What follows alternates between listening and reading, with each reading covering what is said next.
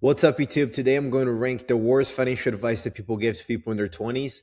I'm 25. I have a couple of six figures when it comes to my net worth.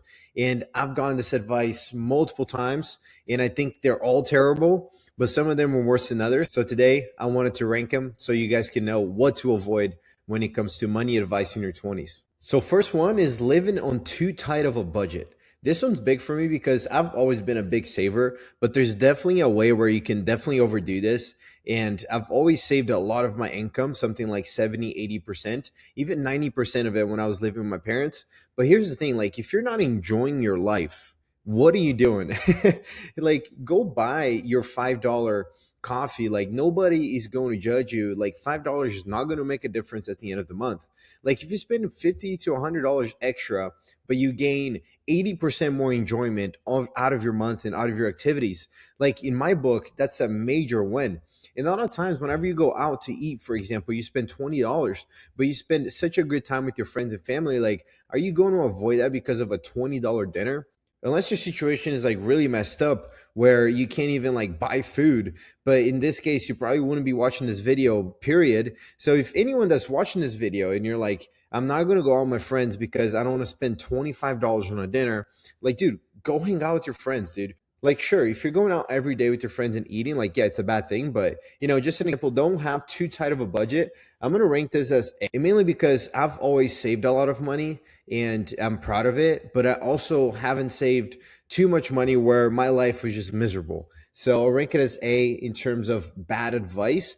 But having too much money that you're saving every month where you're just hating your life, it's not worth it. So I'll rank it as A in terms of bad advice that I've gotten in the past. So this one is sitting in cash and waiting for the right time to invest. There's never going to be a right time for you to invest. You're never going to catch the bottom. You're never going to predict the next bubble. This is for sure the worst advice that people give in terms of just save cash and then wait for a drawdown or wait for a pullback. You're never going to be able to time the bottom. I've been investing for multiple years now, and whenever we have drawbacks, yeah, sure, I'm more aggressive with my investments, but I'm never at a case where I'm sitting 100% cash waiting for the market to pop. Like, that's just ridiculous. I think it's probably the worst advice that people give. If you have a job right now, maybe you don't, but just get in the habit of investing every month and just dollar cost averaging into ETFs that you like. So maybe like VTI or QQQM, so you get exposure to tech. And every month you're putting some money into your investments. That's honestly the way to go, and not just hoarding a bunch of cash and waiting for the right time. Because I'm telling you, there's never going to be a right time to do it. So this one's a big one too. People treat their 401ks like ATMs. I'm going to rank this as B, as bad advice. People always say, go borrow money to buy your house, or if you want to buy a car or whatever, go borrow against your 401k. The big problem with the 401k though is whenever you borrow money, you're actually pulling money out of your account. And what that does, it stops the growth of your account. And I'm not saying you're withdrawing the money, which is worse because you pay a bunch of penalties. And if you have a pre-tax 401k that goes as taxable income, I'm just saying whenever you get a 401k loan, Fidelity, for example, they actually sell your investments within your account and then give you that cash for you. And then as you pay back those loans, that money gets back and reinvest into the account. But as you can see, like, you're losing money because that money is not invested, like, is doing whatever else is doing. And the big thing with investing is for you to not to interrupt the compounding of it. So leave your money in there. If you want to buy something, just save money or borrow with an S block or borrow margin or whatever it is. But it's very, very situational. I don't recommend you do that either. But do not treat your 401k like an ATM, because this is probably one of the most powerful tools you have as a W-2 employee. So do not nuke it, do not borrow against it, and do not treat it like an ATM. So this one is taking major debt to go to school. And I'm not even one of those guys that is against college. I don't necessarily think college for a lot of people is worth it, but almost always getting more than like $30,000 in terms of student loans when it comes to debt, it's almost always a bad idea unless you're like a doctor or a lawyer. Like, yeah, there's nuance to this, but if you're just getting a whatever degree and you want to go to a big school like that is private, it's almost always not worth it. I just think it's a bad idea, because if you're taking out like $60,000, $70,000 to go and pay for school and do whatever, like communications degree or marketing, whatever. Like, this is just bizarre to me. A lot of people do it. I'm going to put it this as A, because usually student loans are structured in a way where pretty low interest. So it's not going to cripple you. It is shitty debt. Honestly, in my opinion, it's not great debt because you're paying back to school. Like, this sucks. You're not building equity into a house. You're not buying a car, whatever it is. You're just paying back to school.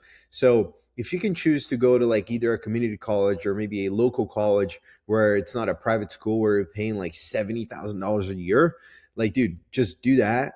Getting a lot of loans is not a good idea, in my opinion, unless you're, of course, a doctor or a lawyer that just requires more school, and like those are specialized fields.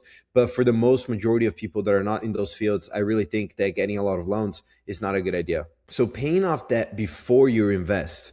This is the old Dave Ramsey approach. I'm going to rank this as B because you're doing two good things, which is paying down debt and then investing. I just think the order there might be wrong. It really depends on what debt we're talking about. For example, if we're talking about student loans with the 3% interest, like that's basically a free loan you're getting because inflation is trending at 3%. But let's say if you have credit card debt, for example, at 15, 20%, then yes, go pay those down first. So high interest debt, you shouldn't have any of them. And if you do, just pay them down first before you invest. But if you have like a car loan at 5% rate, and yeah, it's like a couple more years, like, dude, just don't pay it down. Like, just go invest your money. That delta that you're going to make by investing is going to outpace that paying down of that loan. So let's say you have a 5% interest on your car and you're paying like, I don't know, like $2,000 a year when it comes to interest. If you invest at 2 grand, getting you 10% every year, you're making 5% on that money that you wouldn't have made if you pay down the debt.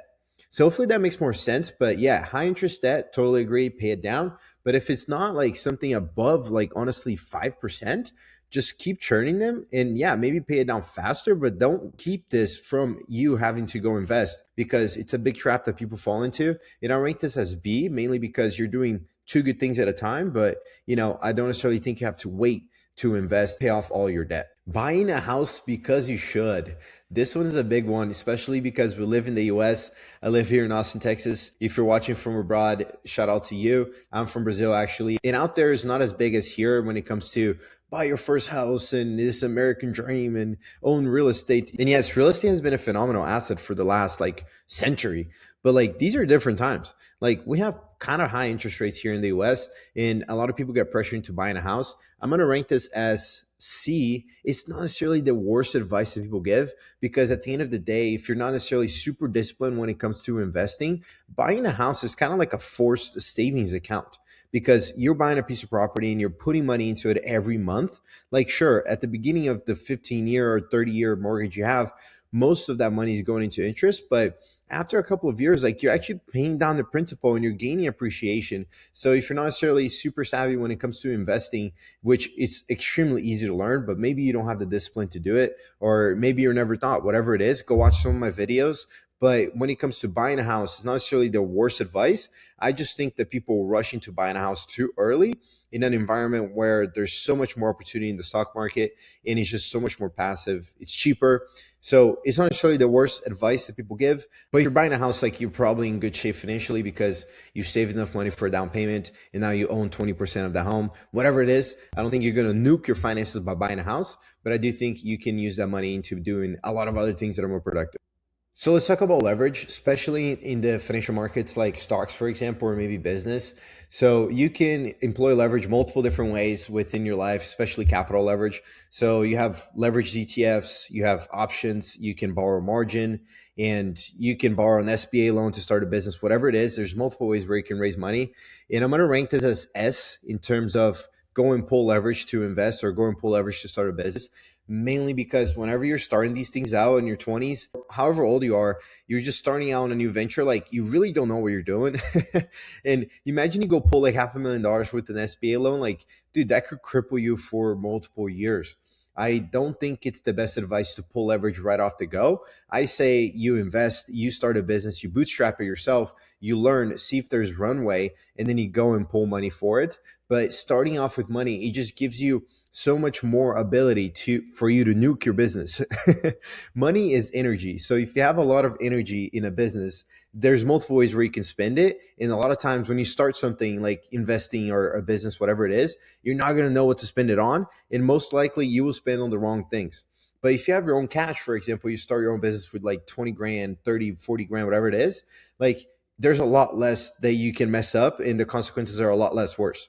So I think leverage as a beginner is one of the biggest things that people get into and they get burned pretty bad. And real estate's another thing. Like they buy too much of a house, they get too much of a loan. So yeah, you can cut both ways. But I really think that you could mess you up. I think it's one of the worst advices that you could have as a young dude or a young girl that is trying to make it out there and make some money, to do not pull too much leverage to start off. Like maybe start with a little bit where if you don't actually have much money to start whatever business you're starting, like either save up and have a path to saving money or just pull like a little bit of that. And I mean, if you have any credit cards, you see like people are willing to give you debt because it's high interest and people like to spend money. Like I have this Capital One Venture X credit card. They gave me $40,000 as a credit line. Like this is a non-business account, by the way. Like, yeah, with business, it's even worse. Like, I have $150,000 worth of credit lines with American. Like, why are they giving me so much credit? I just don't understand it. And I feel like a lot of people fall into this trap and just go hammer right off the rip and they don't know what they're doing. This one's a big one. Finance a lifestyle that is not yours yet. So as you can see, like this is a Richard Mille and then a 5-7 yes. This will cripple you financially. And honestly, I'll rank it as A and not necessarily S as the worst advice that people give or the worst things that people do with their money in their 20s, because you can always sell your Richard Mille or you can always sell a 5-7 yes and get like 90%, 95% of the money that you invested into them. I just think it's bizarre that people finance watches or even cars at a such high rate and then they become slaves of these things. And like, dude, I'm telling you, I love Richard Milles. I love watches. And I'm the next guy to buy a Richard Mille if I come up with $10 million tomorrow. But here's the thing, like, I don't have $10 million yet. So I'm not going to go buy a Richard Mille for 100 grand. Like, dude, I'm not at the level yet. And people try to skip levels and get themselves into debt. And that's usually bad debt to impress other people.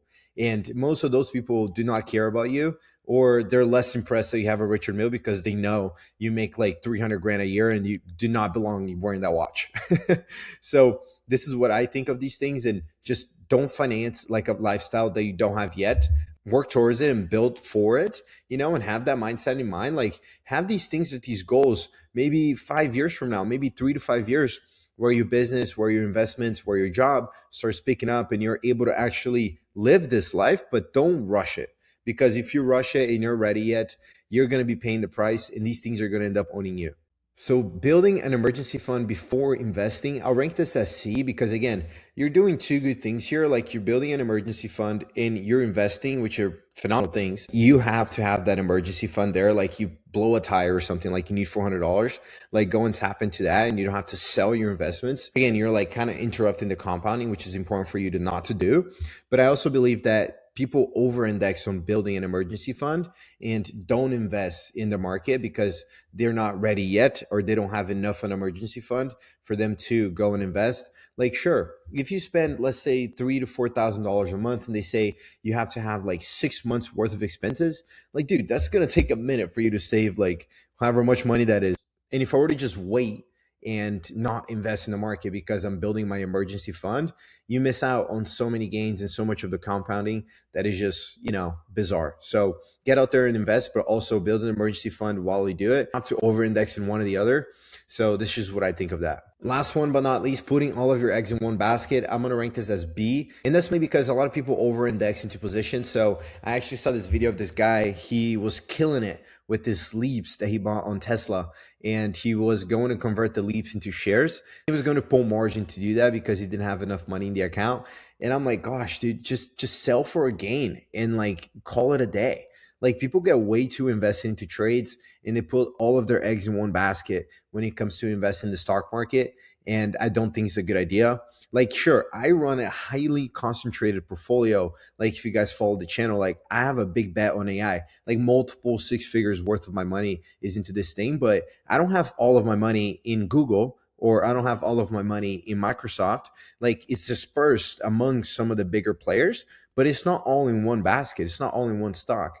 And even then, like I have some software stocks in my portfolio that I'm building up now as well. So I'm diversifying within the industries, but yeah, being long AI, sure, I'm putting all of my eggs into AI, but so is everybody. Like if you have a 401k or if you have any accounts where you buy an index funds, you're long AI as well. Like if you look at your exposure to QQQM or SPY, for example, or VTI, like all of those top companies are AI companies. So if AI doesn't work, or if AI happens to be not as productive as people think, like a major recession is happening for everybody. So might as well go long AI as much as you can. And that's just my opinion. This is what I'm doing with my money. It's not financial advice. So I just don't think you should put all of your eggs in one basket and get too attached into a trade and pull all of your money to a stock, because that stock could tank and you could be done. So if you're still here, don't forget to subscribe and leave a like. The channel is growing to 200 subscribers by the end of the month. So let's get to that goal. I appreciate you guys being here. Let me know in the comments what you think. This is the worst money advice that people give in your 20s. And I ranked them here today. Hopefully you guys enjoyed. Let me know what you guys think. I'll talk to you guys soon.